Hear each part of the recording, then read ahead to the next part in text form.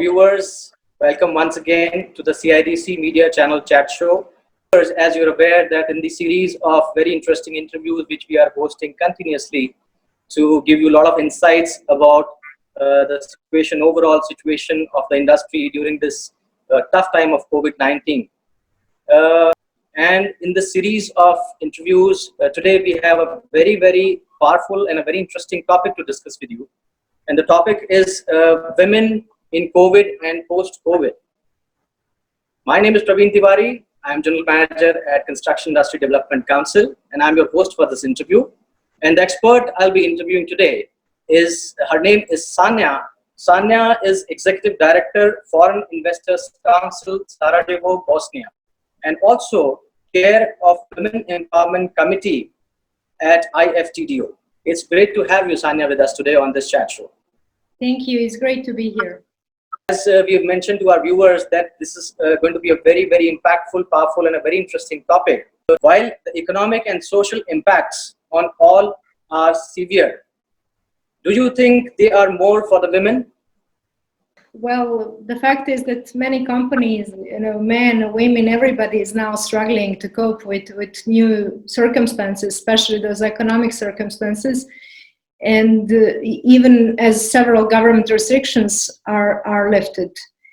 Talking about companies, some of them are still in the midst of fighting for their immediate survival, while others are evaluating how to best restart their operations and prepare themselves for restructuring amongst the expected recession in many countries, which will, of course, affect both men and women seriously, I'm afraid. So far, as you're aware, the situation globally remains ambiguous and projections for the future are uncertain. When it comes to women, it is the fact that many of the industries in the formal economy that have been directly affected by quarantines and lockdowns, such as travel, tourism, restaurants, food production, construction as well, have very high female labor workforce participation. Women also constitute a large percentage of the informal economy in informal markets, as well as agriculture all around the world. If we are talking about both developed and developing economies, many informal sector jobs, domestic workers and caregivers are mostly done by women who typically lack health insurance and have no social safety net to fall back on. Now that our private and professional lives were both strongly affected and mixed in a very, how to say, unexpected manner, speaking as a woman myself, the fact is that we are all now facing same issues globally, even if we are coming from small countries such as myself or from big country, rich or poor. We have to be aware that women now, maybe even more than ever, have a special role of mixing and trying to come up with successful solutions for dealing and handling both private and professional lives. Luckily, our natural problem-solving skills and ability to multitask have shown in this time of crisis and have been used as handling difficult situation in amazing manner, which I can testify for many women in my surroundings, and I'm sure all over the globe, in which manner they have successfully handled both their households and professional engagements with great patience, skills, and very important positive attitude. Absolutely, Sanja. What you said makes a lot of sense. Is the crisis having an impact on women's health and safety? Absolutely. Apart from the direct impact of the disease, women may find it hard to access much needed maternal health services, given that all services are being directed to essential medical needs. also the very conditions that are needed to battle the disease, such as isolation, social distancing, restrictions on freedom of movement, are now perversely the very conditions that fed into the hands of abusers, who now find state-sanctioned circumstances tailor-made for unleashing abuse, which puts women into even more difficult situation than it usually is for women in many, especially developing countries. And what actions, according to you, the governments across globe can take to overcome the situation post-COVID? Well, as I said, magnitude and duration of the upcoming recession are still unclear, but experiences, at least in Europe, and according to our research, majority of our companies, when I say our companies, I mean members of the Foreign Investors Council, have started preparing for recession.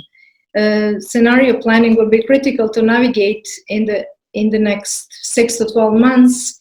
And of course, all the economies are waiting for the government measures to be successfully implemented. Bailout and stimulus packages must include social protection measures that also reflect understanding of women's special circumstances and recognition of the care economy. This means ensuring health insurance benefits for those most in need, and paid or sick leave that are necessary for women that could not come to work because they were taking care of children or elders at home. They were, or they still are. For informal sector employees, who constitute the vast majority of the female labor force in developing economies, special efforts should be made to deliver compensatory payments. Identifying those informal sector workers will be a challenge, and will need to take account of countries' particular circumstances, but it is worth the effort to ensure more equity in outcomes. I'm also sure that initiative of CIDC for conducting testing certification workers can help generate some useful data. These good practices models can be replicated worldwide, and India, with such a huge population, I'm sure could be a role model. Any concluding remarks, Sanja, from you on this entire discussion? Would you like to give any concluding remarks on this? Well, thank you. I mean, the fact is that these actions, both taken privately or done by government or economies, are more and more urgent. When it comes to women, building in the needs of women offers an opportunity for us to build back together and better. We have now realized that we are not being paid for our attendance, but for our performance.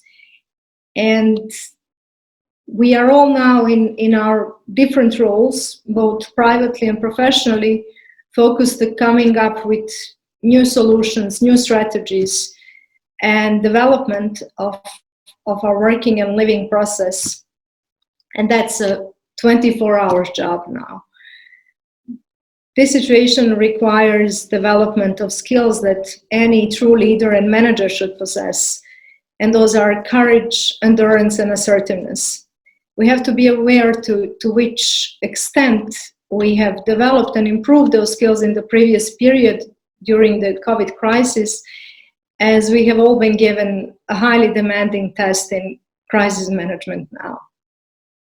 Hopefully, we will all learn our lessons and move into a new era, ready, more consciousness, and fully aware of how our individual actions affect the global ones. And as my major conclusion remark, I would like to point out that fear now seems to be the most powerful virus that spreads faster than any other virus, including corona. This is our local, global, individual, collective you name it, opportunity to grow, contribute, and take an active role in the creation of new era, new world. If we still have time, I would like to give my notes regarding women empowerment, which is a major subject now as it was before. And that my concern is that now, given that the digital transformation is even more needed and will affect all areas of our lives, it will also strongly change the demand of labor force in many industries.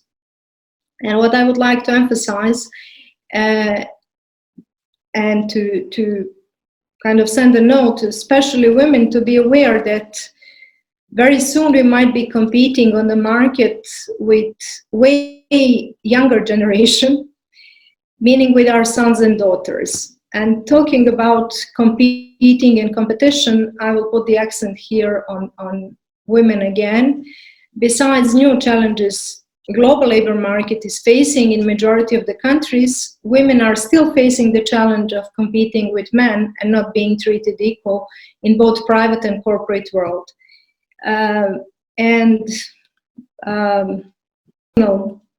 Observation that is, I wouldn't blame here men or certain society anymore, or cultural background, religion, and so on. I think that women need to finally take all the responsibility and to stop competing, in fact, and to rely and offer our authenticity, primarily as human beings, as women, as the best version of ourselves in both human, moral, and professional dimension. We should recognize that the fact that we have been given great ability to solve problems, which we have demonstrated now in this very, very extraordinary circumstances.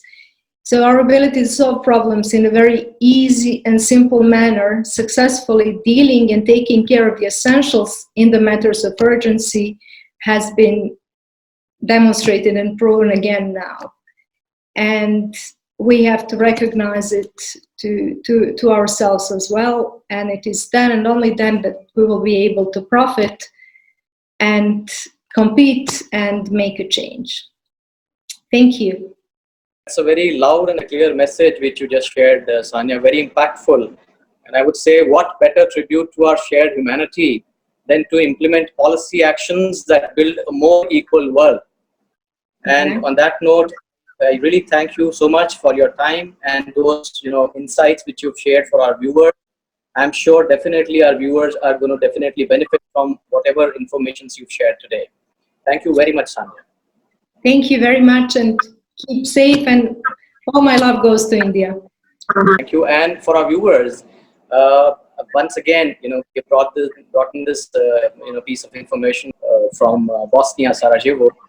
And keep on giving us the feedback, because it's your feedback which encourages us to bring in more and more interesting interviews on the topics which you suggest to us. So keep on watching, keep on liking, keep promoting all these good thoughts and good interviews which we are presenting to you, and keep on giving us the feedback through the comments. Thank you very much, viewers.